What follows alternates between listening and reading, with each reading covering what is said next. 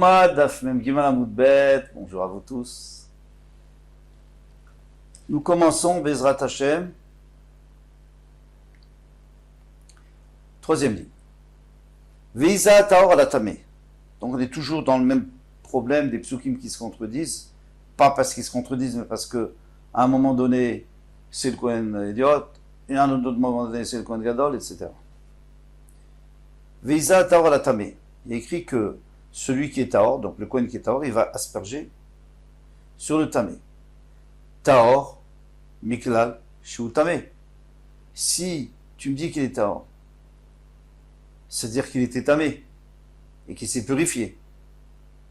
Nimed al Tuvlium chez Kacher Bepara. Ça va nous apprendre un chidouche. Pourquoi tu as besoin de me dire qu'il est Taor? Bien sûr qu'il est Taor. Tout ça, c'est du khatat, c'est kadosh.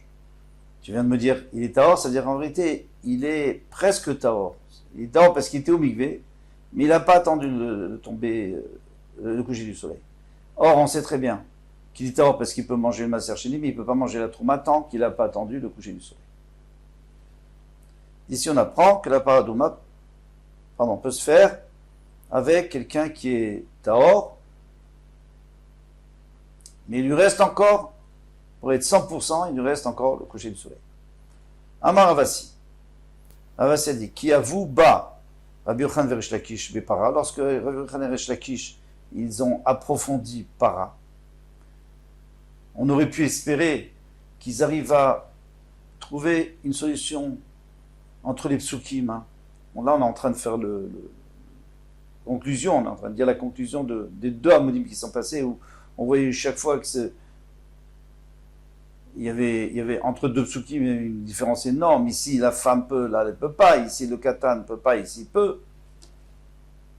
Eh bien, ils n'ont pas réussi à régler ce problème. C'est-à-dire à essayer d'arranger tous les psukim pour que tout soit la même chose. Du début à la fin par un Kohen, ou du début à la fin par un enfant, ou du début à la fin par une femme, ou pas du tout. Et il dit, ça ressemble. Et la keman des masik ta'ala mimekava. Qu'est-ce qu'un renard peut déjà faire sortir d'un champ planté? Rien, parce qu'il ne mange pas. Il ne mange pas du blé, lui. Il ne mange pas. Alors, qu'est-ce qui sort de là-bas? Quand il va là-bas, il sort de la poussière, c'est tout ce qui sort de là. C'est-à-dire, eh bien la même chose, ils n'ont pas réussi. Ils ont été obligés de, si vous voulez, slalomer entre oui, non, katan, pas katan. Kohen gadol, pas Kohen gadol. Kohen idiot, pas Kohen idiot. Elazar, pas Elazar. Et là, Amré, Mashma, comme voilà, Mashma, Motsim, il est Miad Mashma. Un pasouk, il sous-entend quelque chose, et le prochain, il sous-entend le contraire. Mashma, mais là, parfois, on trouve qu'il y a deux psukim qui disent la même chose. Parfois. C'est rare. On les a vus. Tane Tana Kameh de Rabbi Yochanan. Alors, il y a une fois un Tana qui est venu. Un Tana, en fait, c'est pas un Tana, c'est tous des Amouraïm ici, mais un Tana, c'est-à-dire quelqu'un qui a enseigné les Braïtot devant Rabbi Yochanan. Il y avait des spécialistes qui connaissaient bien les Braïtot et qui enseignaient, qui rappelait. Eh bien, il a dit que la shritot kshirot bezar. Kous Michel Para. Toutes les shritot sont kshirot par un étranger, sauf celle de Paradouma. Mais tous les korbanot, tout ça, c'est possible. Par un étranger, par un Israël. Amarle Rabbi Yochanan lui a dit, pour que tu les bras, va enseigner ça dehors, pas ici, parce que c'est pas vrai. L'homme asinu shrita bezar psula. Jamais on a vu qu'une shrita pour un zar et psula si c'est par Israël. Et même dans les korbanot les plus kedoshim, korban tamid, qui est un korbanola, holocauste, même cela, il peut l'Israël. Alors qu'est-ce que tu me racontes?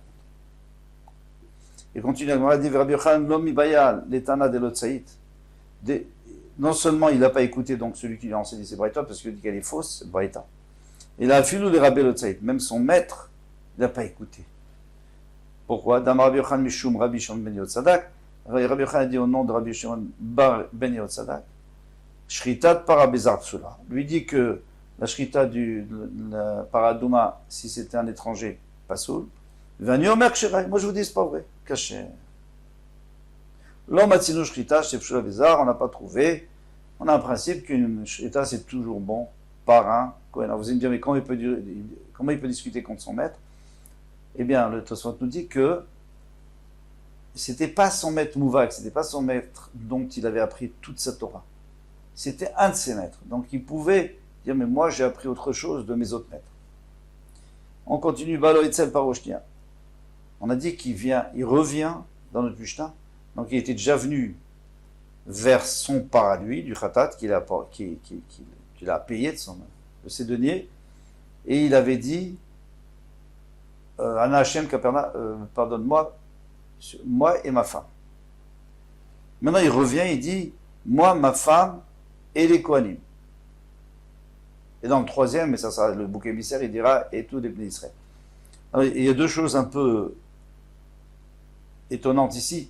C'est pourquoi il n'a pas dit depuis le début, ma femme, moi, ma femme et les Kohanim.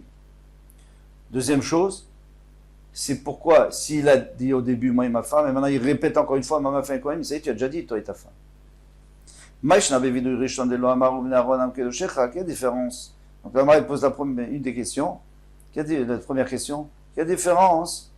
La première fois qu'il a fait vidouille. Sur ce même korban, hein, c'est pas qu'il a pris un autre korban. C'est un autre korban, je comprends, mais là c'est le même. Alors pourquoi deux fois différentes? Une fois c'est lui, une fois c'est les Kohanim.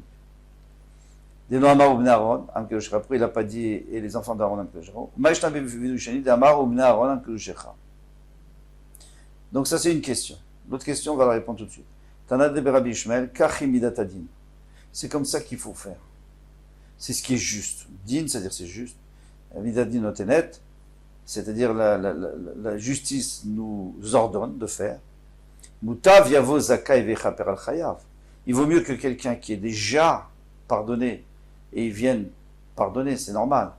Quelqu'un qui s'est fait pardonner par le roi, il peut venir dire voilà, je voudrais aussi pour mon ami. Mais si lui-même il n'est pas pardonné, qu'est-ce qu'il va demander pour l'autre? Mais déjà toi, c'est un peu de la chutzpah. Et quelqu'un qui est déjà chayav, il viendra pas. Qui est encore chayav, il ne peut pas venir pour faire kapara sur le chayav. Donc, normalement, qu'est-ce qu'il fait? La première fois, il vient sur son pas et il se fait pardonner lui. Sa femme, c'est lui, parce que Ishto Kigufo, sa femme, c'est comme lui-même, donc sa femme, c'est lui. Donc il se fait pardonner. Une fois qu'il s'est fait pardonner, il peut demander aussi pour ses frères les Kohanim.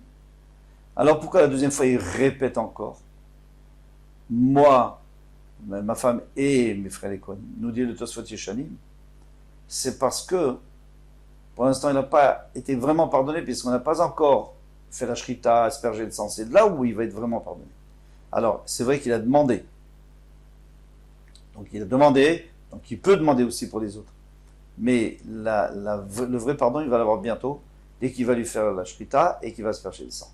Alors là, ça sera fini. Mais d'ailleurs, c'est pas tout de suite, hein, c'est un peu plus tard. On le verra dans les autres Mishnayot. Matnitin, donc la nouvelle Mishnah. Shechato. Maintenant, il a fait ses deux vidouim, c'est-à-dire il a reconnu les fautes de lui et des Kohanim sur son parachatat que lui-même avait acheté. Et maintenant, il faut lui faire la shrita. Alors, pour le Korban Tamid, on avait dit que lui, Keratso, il a juste fait la shrita de la majorité des simanim, et il a laissé un autre Kohen le terminer pour vite récupérer le sang. Ici, on ne va pas voir ça. Ici, il écrit Shechato, il lui fait la shrita, Vekibel Bebizrak et Damo, et il reçoit le sang dans un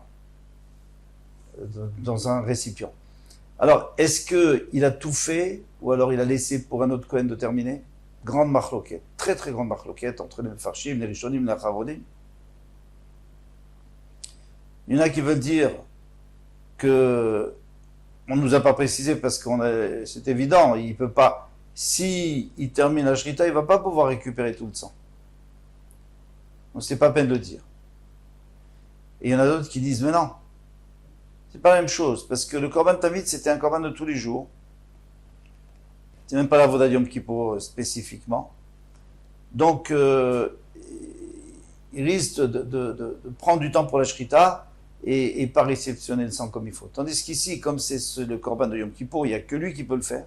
Donc, de toute façon, c'est lui qui doit tout faire. Et comme c'est le sien, il va se dépêcher. Comme c'est la Voda Yom Kippour, il va se dépêcher. Donc, il va faire toute la Shrita et il va vite réceptionner le sang. Maintenant, les Mishéyu Memaresbo. Maintenant, comme il ne va pas asperger le sang tout de suite, puisque la Torah dit qu'il faut d'abord apporter le Kétoret, Donc il va donner à quelqu'un, un autre Kohen qui va mélanger, pour pas que ça coagule. Parce que si ça coagule, on ne peut plus asperger. À la revée d'arriver chez Baïchal. Et cette personne va se tenir sur la 4e rangée de dalles du Echal. Alors il faut comprendre, parce que pour l'instant on comprend, mais je vais vous dire déjà ce que la Gemara dit après. Pour l'instant on comprend que c'est à l'intérieur du Echal. Donc à partir de l'entrée, on compte 4 dalles et il se tient là-bas. Mais non, c'est pas possible, on verra, parce qu'il ne doit pas être dans le Echal. Personne ne doit être dans le Echal quand le Kohen Gadol fait sa avoda. Donc ça veut dire que lui, il doit être en dehors du Echal. Et c'est quoi 4 dalles, c'est 4 dalles avant le Echal. Ça veut dire que c'est encore la Hazara, ça s'appelle la Hazara. Qui est déchiré croche, afin que ça ne coagule pas. Nathan Marta, alors une fois qu'il lui a donné à ce Kohen, lui il va prendre une pelle, vers là les croches à Misbach, il va sur le Misbach, alors le Misbach de la Hazara, donc le Misbach pas Hazav, pas celui de l'intérieur du Echal, le grand Misbach, parce qu'il y a écrit, Hachal Ifne Hashem, il y a écrit il doit prendre de la partie ouest qui est devant Hashem. Mais le Misbach Hazav, il est à l'intérieur du Echal, donc on ne parle pas du Misbach Hazav, on parle du Misbach extérieur. Ou Panag Echanim El Availach. Alors maintenant, lui, il ne veut pas prendre des braises qui sont encore enflammées, parce que ça ne s'appelle pas des braises, ça s'appelle des flammes. Il ne veut pas prendre des braises qui sont éteintes, parce que ça va pas faire bouler son kétoret. Donc il doit prendre des braises qui sont entre les deux. C'est-à-dire, il n'y a plus de flammes, mais sont encore capables de faire de la fumée et de faire brûler. Alors qu'est-ce qu'il fait? Il enlève toutes des deux côtés, il pousse des côtés les braises qui sont au-dessus, et il va aux braises du fond, qui sont encore bien chaudes, mais qui sont déjà éteintes. Ils ne sont pas enflammés. Vechoté, minameu kalot, apnimot, il prend de celles qui ont été brûlées déjà à l'intérieur, mais qui sont encore bouillantes. Veyored, il descend, veinicha, à la revée d'arrivée chez Bazara. Cette fois, il va poser la pelle, parce qu'il doit aller chercher le kétoret, il va poser la pelle sur la quatrième rangée, mais qui est dans la Hazara. Oui, mais les deux sont dans la Hazara, en fin de compte, d'après la conclusion. Mais celui qui mélange, il est la 4e dalle à partir de la porte du Echal vers l'extérieur. Tandis que lui, il est à partir du Misbéach, la 4e du Misbéach, vers l'intérieur. Donc il est plus éloigné du Echal.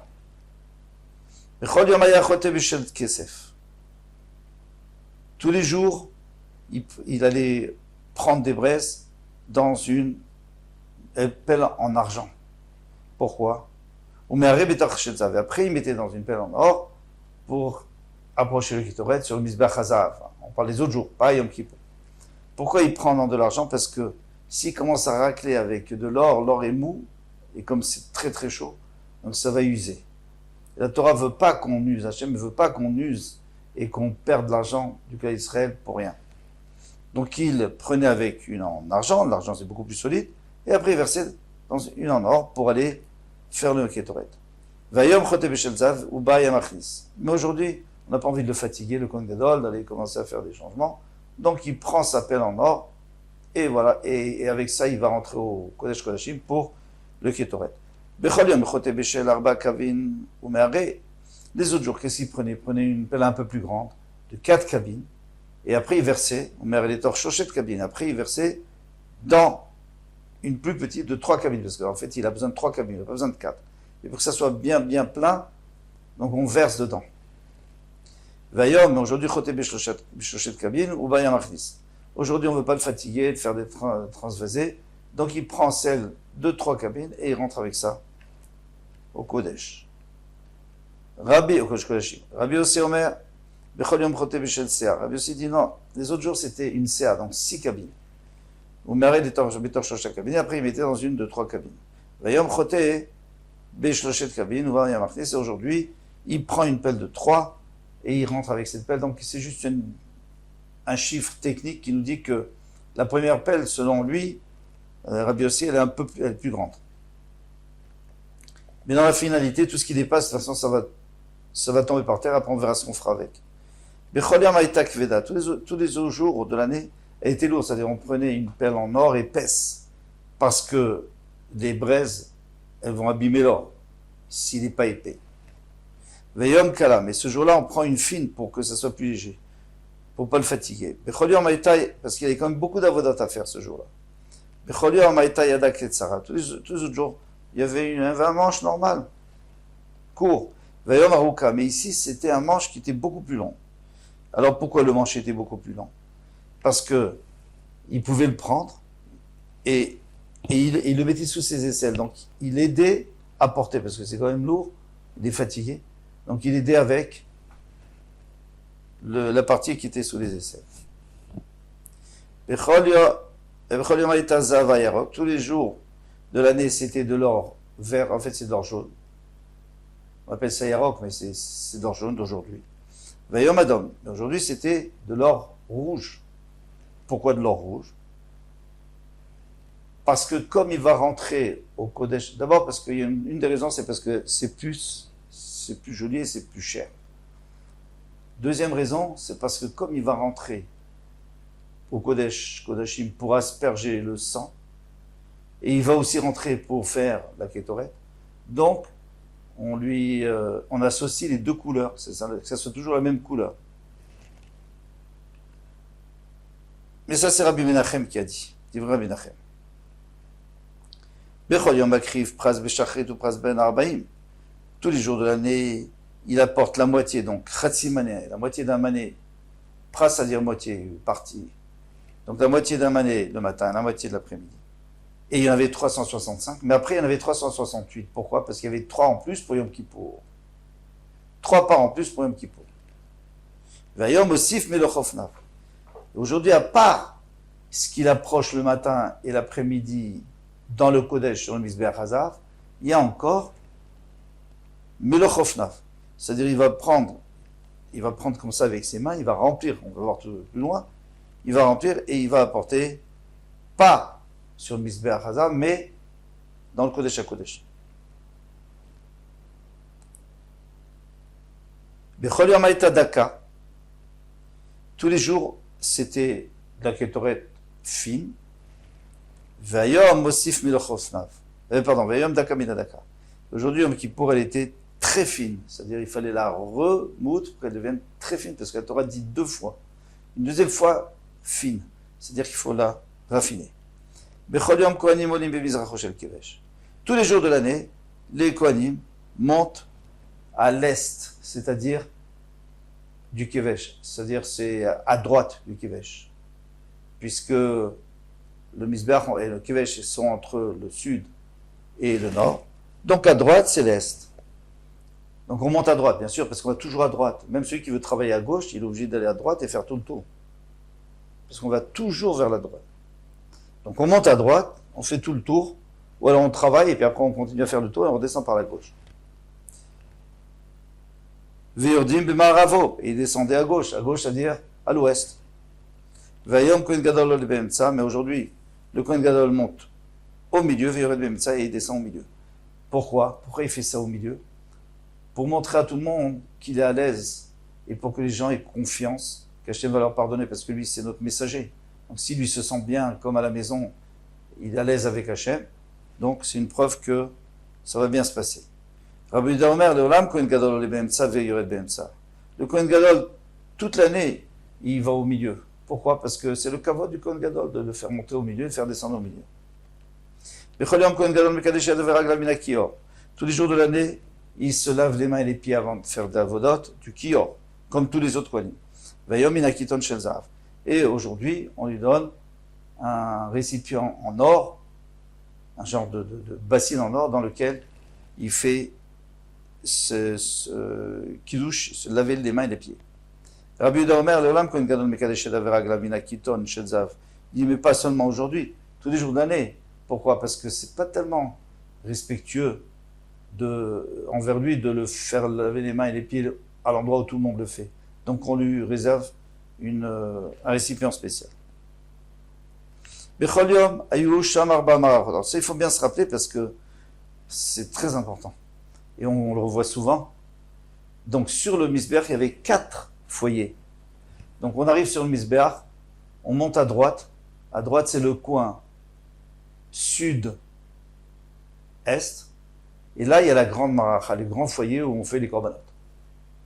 Ensuite, il y a un foyer secondaire qui est à notre gauche, donc c'est-à-dire au sud-ouest. Et lui, c'est là où on prend les braises pour le Kétoret. Ensuite, si on continue au fond à gauche, c'est-à-dire nord-ouest, et bien là, on a un feu qui va permettre à alimenter notre feu. Au cas où notre feu s'éteignait, le feu des korbanos s'éteignait, et bien là, il y a toujours du feu. Donc c'est un feu de réserve, un feu de secours. Et ensuite, à droite, au fond, ça veut dire est, nord, nord-est, et bien là, il y avait un feu qui était vraiment, vraiment secondaire. Il servait à brûler les membres qui n'avaient pas été brûlés de l'après-midi, du tamis de l'après-midi, qui n'avaient pas été brûlés sur le Mizbeach. Donc on les mettait là-bas pour pouvoir rafraîchir le Mizbeach et notre foyer, le foyer normal. Donc il y avait un foyer de secours, si vous voulez, secondaire sur lequel on était. Vayom Chamesh, aujourd'hui on a 5. Pourquoi? Parce qu'il faut en rajouter un pour le Kétoret qui va au Kodesh Kodashim. Parce que celui Kétoret, normalement, qui est à gauche, c'est pour le Kétoret qui va sur le Mizbeach HaZahav. Mais ici, pour le Kétoret du Kodesh Kodashim, on en fait encore un 5e. Ça, ce sont les paroles de Rabbi Meir. Mais Rabbi aussi Omer, Bechol Yom Shalosh. Rabbi aussi dit, j'en enlève un, Vayom Arbaï. Aujourd'hui, il y en a 4. Au lieu de 5, il y en a 4. Pourquoi? Qu'est-ce qu'il a enlevé, lui? Lui, il a enlevé le feu Rabbi Yossé, il a enlevé le feu des secondaires qu'on avait dit, ou plutôt le 4e, qui servait à brûler les membres du Korban, parce qu'il a dit non, les membres on les laisse sur le Mizbeach, et puis c'est tout, sur le feu principal. Donc il n'existe pas celui-là. Rabbi Yehuda Omer, Bechol Mshtaim, Rabbi Yehuda dit mais non, d'habitude il n'y en a que 2. C'est les 2 premiers, c'est-à-dire à droite et à gauche. Celui le feu principal et le feu du Kétoret. Mais le feu de secours, on n'en a pas besoin parce qu'on alimente tout le temps le grand feu, donc c'est sûr qu'il ne va jamais s'éteindre. Et le feu pour les membres, ça on a dit de toute façon, on n'en a pas besoin. Et à Yom Shalosh, aujourd'hui on a un de plus toujours parce que c'est celui du Kétoret qui rentre à l'intérieur, qui va aller à l'intérieur du Kodesh Kodashim. Très bien, il faut s'arrêter là. Kol Tuva demain, Bezrat Hashem.